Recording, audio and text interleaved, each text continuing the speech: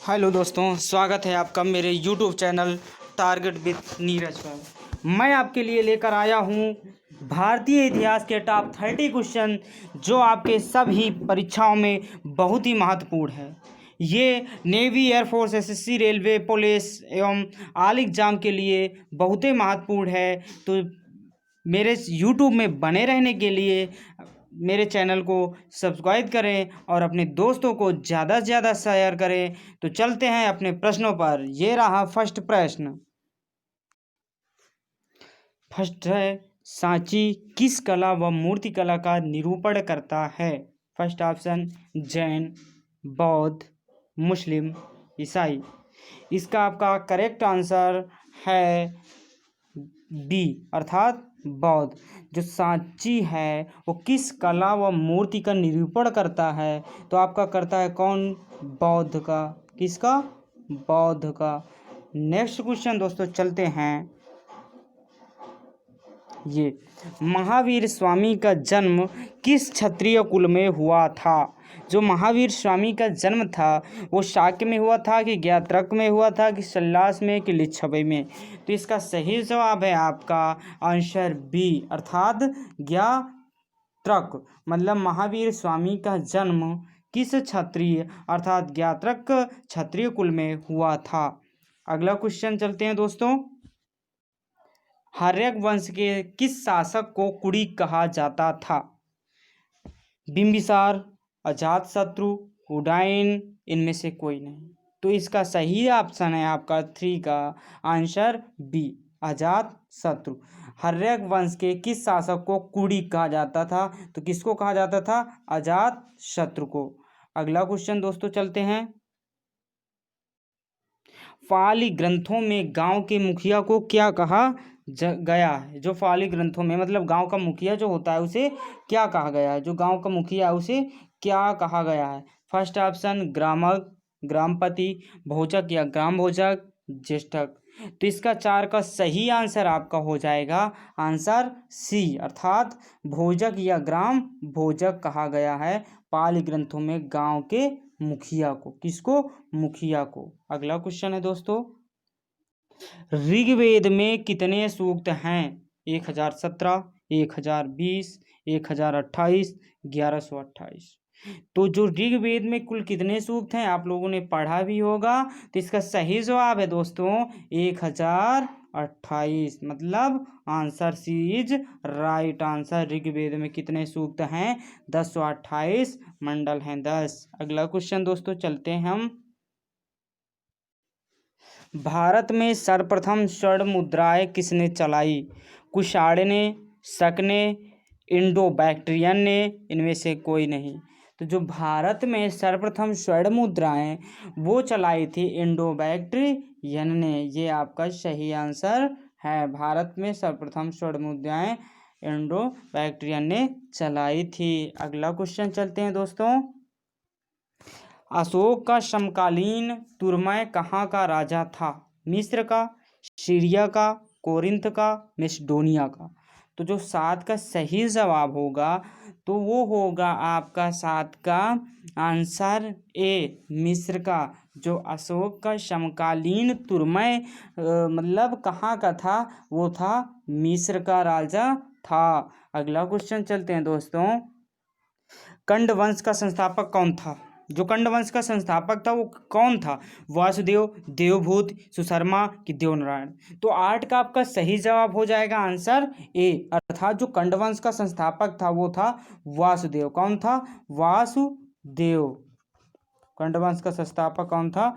वासुदेव। अगला चलते हैं। सातवाहन राज्य की राजधानी कहाँ थी? फर्स्ट औरंगाबाद, मदुरई, पैठन या प्रतिष्ठान? इनमें से कोई नहीं। जो सातवाहन राज्य की राजधानी थी मतलब जो सातवाहन राज्य की राजधानी थी वो पैठन या प्रतिष्ठान थी। ठीक। अगला क्वेश्चन दोस्तों। मौर्य साम्राज्य में प्रचलित मुद्रा का नाम क्या था? पड़, काकड़ी, दिनार कि तोल? जो मौर्य साम्राज्य में था, क्या कह रहा है? मौर्य साम्राज्य में प्रचलित मुद्रा का नाम। किसका? मुद्रा का नाम।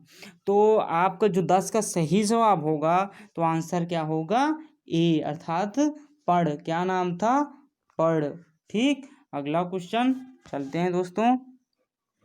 पूर्व वैदिक आर्यों का धर्म प्रमुखतः था भक्ति, मूर्ति पूजा और यज्ञ, प्रकृति पूजा और यज्ञ, प्रकृति पूजा और भक्ति। जो पूर्व वैदिक आर्यों का क्या प्रमुख था, तो जो धर्म था उनका प्रमुख आर्यों का, तो आपका क्या था 11th का आपका हो जाएगा सी, क्या था, जो प्रकृति पूजा और वो यज्ञ पर विश्वास करते थे।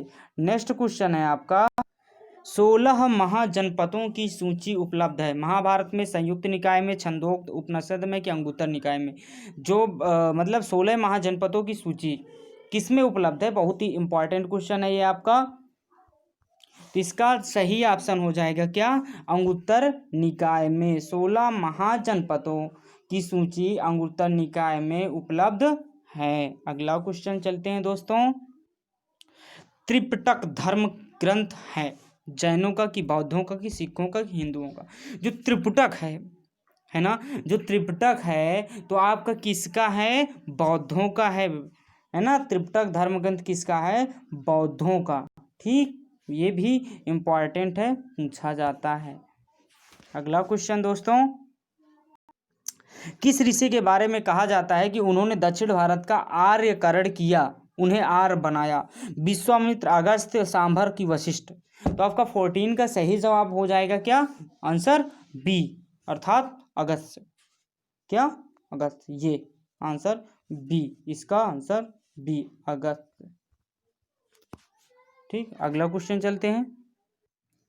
सेतुबंध का रचनाकार प्रवरसेन सेकंड किस वंश का शासक था, शक का, कंड का, वाकाटक का, व सातवाहन वंश का। तो जो 15 का सही जवाब आपका हो जाएगा क्या, सी, मतलब वाकाटक का। सेतुबंध का रचनाकार प्रवरसेन सेकंड किस वंश का था, वाकाटक, है ना। किसकी जगह आप अपना उत्तर सेट कर सकते हैं। अगला है प्राचीन नगर तक्षशिला निम्नलिखित में से किसके बीच स्थित था, सिंधु और झेलम, झेलम और चेनाब, रावी और ब्यास, चेनाब और रावी। तो इसका सही जवाब हो जाएगा क्या, होगा 16 का सही जवाब आपका ए, अर्थात सिंधु और झेलम। सिंधु और झेलम प्राचीन नगर तक्षशिला सिंधु और झेलम में से किनके बीच था, जो ये था नगर, मतलब जो प्राचीन नगर तक्षशिला था तो सिंधु और झेलम के बीच स्थित था। किसके, सिंधु और झेलम के बीच। अगला क्वेश्चन, प्राचीन भारत में यौधेय कौन थे, यौधेय कौन थे। बौद्ध मत का एक पंथ, चोलों का सामंत, जैन मत का एक पंथ, एक गणतांत्रिक जनजाति। जो 70 का सही ऑप्शन हो जाएगा आपका क्या हो जाएगा आंसर डी, एक वो जनजाति थी, एक गणतांत्रिक जनजाति थी। कौन, एक गणतांत्रिक जनजाति थी जो यौधेय थी। अगला क्वेश्चन,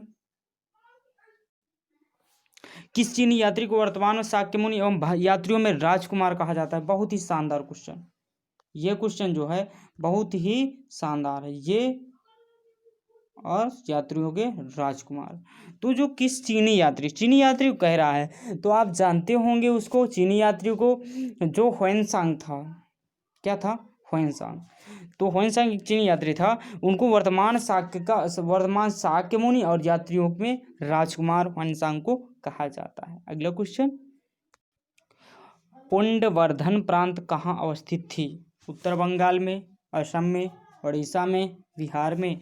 तो 19 का राइट आंसर आपका हो जाएगा क्या, आंसर ए, उत्तर बंगाल में। अगला क्वेश्चन,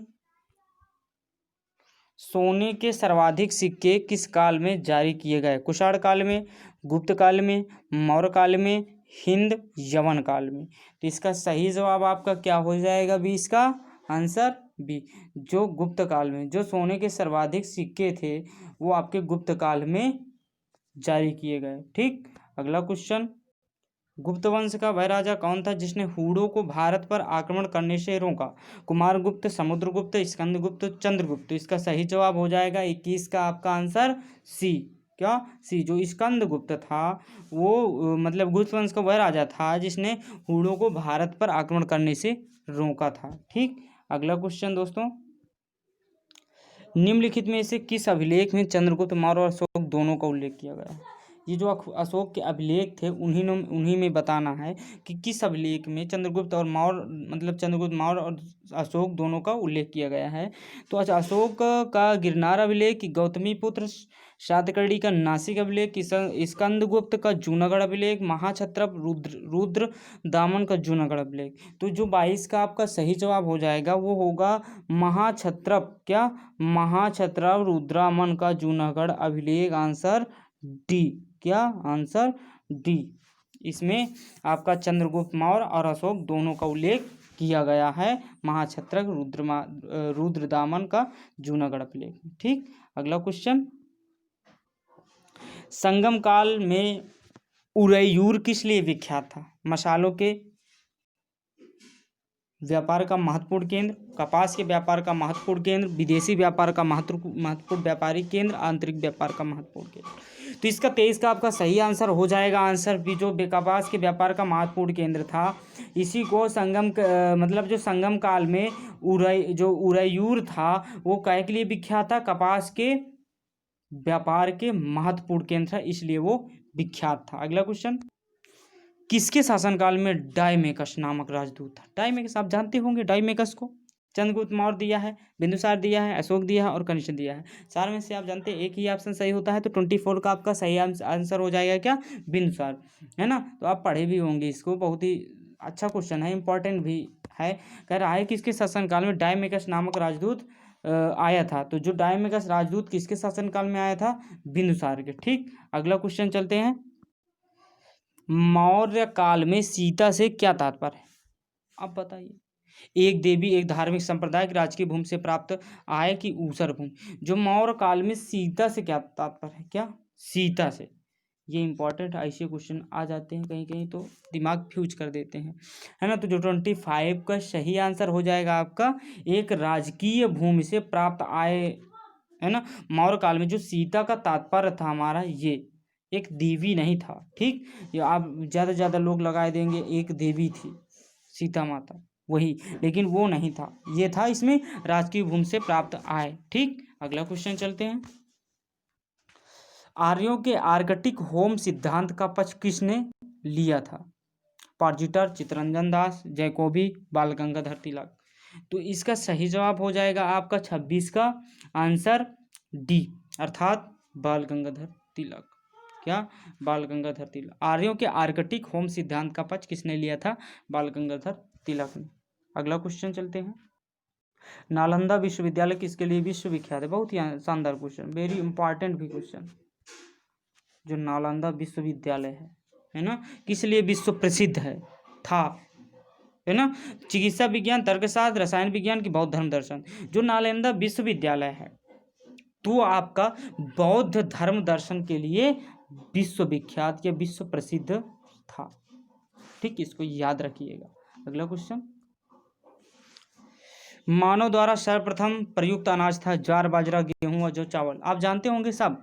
तो 28 का मैं क्या बता दूं, 28 का तो आप जानते ही हैं किसी होगा, गेहूं और जो मानव द्वारा सर्वप्रथम प्रयुक्त अनाज हमारा गेहूं और जौ था। जो जिसको नहीं याद है वो अपना लर्न कर लो। ठीक, अगला क्वेश्चन, भीमबेटका किसके लिए प्रसिद्ध था? गुफाओं, शैलचित्र, खनिज, सोन नदी का उद्गम स्थल की बौद्ध प्रतिमा।